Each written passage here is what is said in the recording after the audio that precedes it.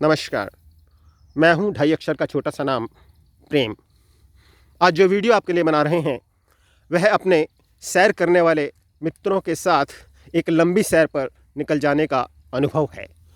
और वो जगह है हमारे सिरोही जी का गांव, जहां पर उन्होंने नाम है भरावटी, जहां पर उन्होंने पॉपुलर पेड़ों के साथ साथ एक इज़राइल देसी गेहूं लगाई हुई है। इसके बारे में एक दफ़ा मैं यूट्यूब पर पढ़ रहा था, तो जानकारी ये थी मेरे शब्दों में कि इज़राइल का जो ये गेहूं है, ये आम देसी गेहूं से थोड़ा अलग है। और अलग इस दृष्टि से कि एक तो इसके कल्ले बहुत सारे आते हैं उगाने के बाद, दूसरा इसमें जो समय है वो 176 से लेकर 180 दिन का लगता है प्रॉपर मैच्योर होने में।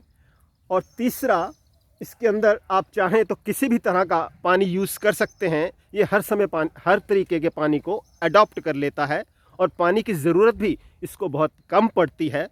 चौथा, इसमें मुश्किल से ही वो कीट कहें या कृमि कहें या फिर कीड़ों का अटैक कहें, वो बहुत कम लगता है। और पांचवा, इसमें आप चाहें तो किसी भी फर्टिलाइज़र का प्रयोग कर सकते हैं और ना चाहें तो उसे ऑर्गेनिक तरीके से भी उपजा सकते हैं। और इसका तरीका जो एक बतलाया गया था वो ये था कि 1 बीघा के अंदर आप 5 किलो बीज लेकर इसको उगा सकते हैं। और आप चाहें तो उन 5 किलो बीजों को इस 1 बीघा में उगाकर कम से कम 25 क्विंटल की फसल ले सकते हैं। और यदि आप और भी अधिक बढ़ाना चाहें या लगभग 25 क्विंटल पूरी ही लेना चाहें तो आपको डीएपी 20 किलो लेना पड़ेगा। उस 20 किलो डीएपी में ये 5 किलो इज़राइल देसी के बीज मिलाकर आप उन्हें बुआई कर सकते हैं। और उसके बाद आप देख सकते हैं कि आपको क्या उपलब्धि हासिल हुई है।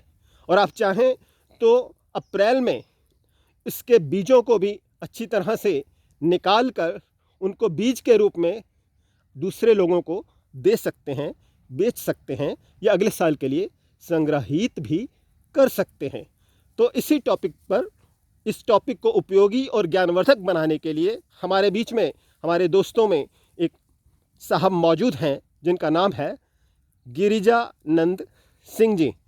तो गिरिजानंद सिंह जी एक्चुअल में कृषि भवन से ही रिटायर्ड हैं, तो इनको भी कृषि का बहुत अच्छा नॉलेज है और साथ ही साथ पेड़ पौधों से और कृषि से प्रेम करने वाले व्यक्तित्व हैं। तो मैं चाहूँगा कि इनके भी थोड़े से कमेंट्स आज के इस टॉपिक पर आपको ज्ञानवर्धक प्रतीत होंगे। तो मैं अनुरोध करूँगा सिंह साहब से, कृपया कुछ शब्द कहें।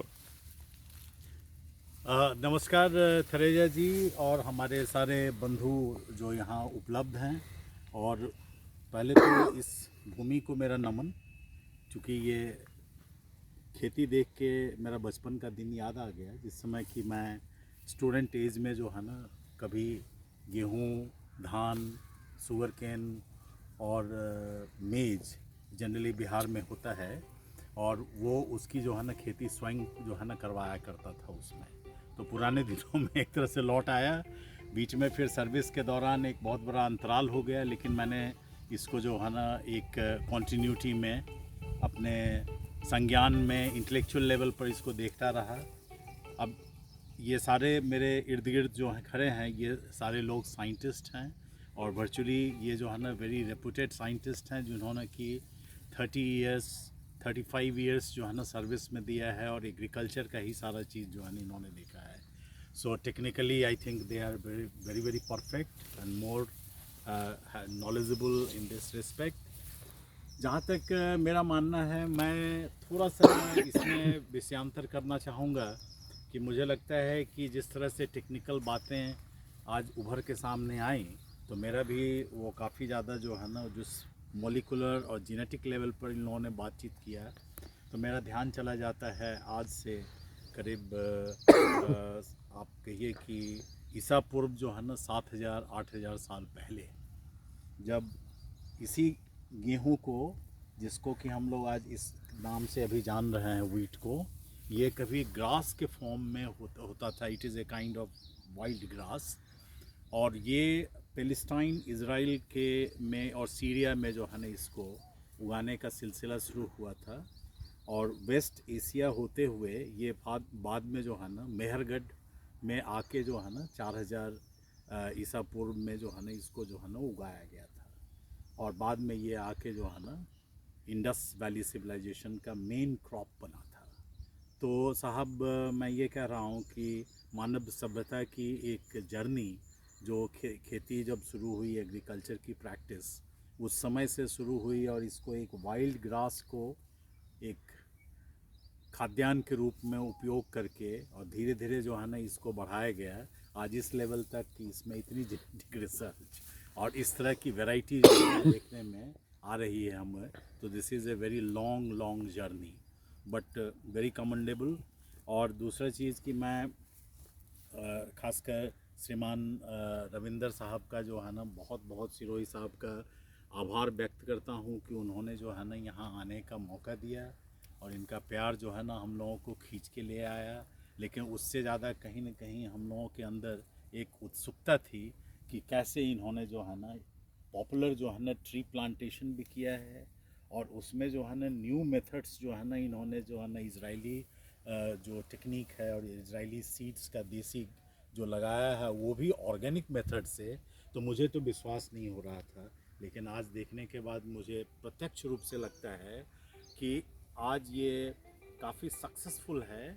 इसमें जो टेक्निकल जो बातें हैं उसको जो है ना प्रिकॉशनरी लिया जा सकता है, लेकिन इसको अगर किया जाए और रियल में ये ऑर्गेनिक और सारा चीज़ रूप में इतना अच्छा प्रफुल्लित हो रहा है, तो दूसरे अटेम्प्ट में हमको लगता है कि ये और ज़्यादा परफेक्शन होगा उसमें, क्योंकि सभ्यता जो है ना और इतिहास यही कहता है तो परफेक्शन ही जो है ना व्हीट ग्रास का होके आज जो है ना हम लोग इस फॉर्म में इसको देख रहे हैं। और सबसे बड़ा चीज़ है कि एक प्रोग्रेसिव जो है ना मान लीजिए ये फार्मर्स हैं, ये साइंटिस्ट खुद ही रहे हैं, और इनके अंदर जो है ना रोम में मैं देखता हूँ कि बहुत मेथोडोलॉजिकल और जो साइंटिफिक जो है ना सारा मामला इनकी सोच में रहता है। और इन्होंने ये प्रयास किया, और इसमें हम देखते हैं कि दो नोबल चीज़ आसपास के जगह में दिखने को नहीं मिल रहा है। अगर दूर तक वीडियो देख रहे होंगे, इन्होंने क्या किया है कि ये पॉपुलर का जो है ना ये ट्री लगा दिया है प्लांटेशन, और इस प्लांटेशन में इन्होंने ये क्रॉप जो है ना एक उगा लिया। तो एक तरह से आप कहिए कि एक डबल क्रॉप हो गया, मिक्स क्रॉप हो गया। और ये जो पॉपुलर 3, 4, 5 साल 6 साल में जो है ना ये मैच्योर कर जाएगा। और मेरा ये भी मानना था कि शायद पॉपुलर का शेड जो है ना आएगा, लेकिन अभी शेड दिख नहीं रहा है।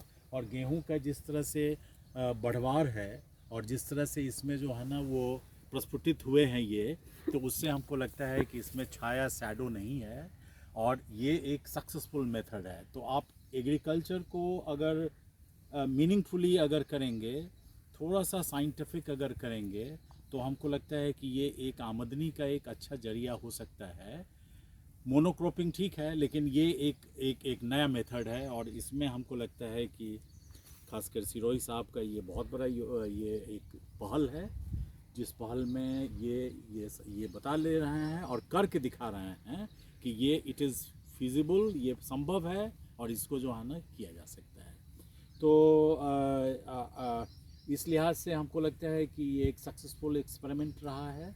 अब इसका रिज़ल्ट जो है ना आता है तो उसके बाद देखते हैं कि क्या होता है। बट बहुत बहुत धन्यवाद for giving me the opportunity, and that's all. इस वीडियो में इतना ही। अगले वीडियो में आपसे फिर मुलाकात होगी। कैमरे के पीछे मैं फिर से वही 2.5 अक्षर का छोटा सा नाम, प्रेम।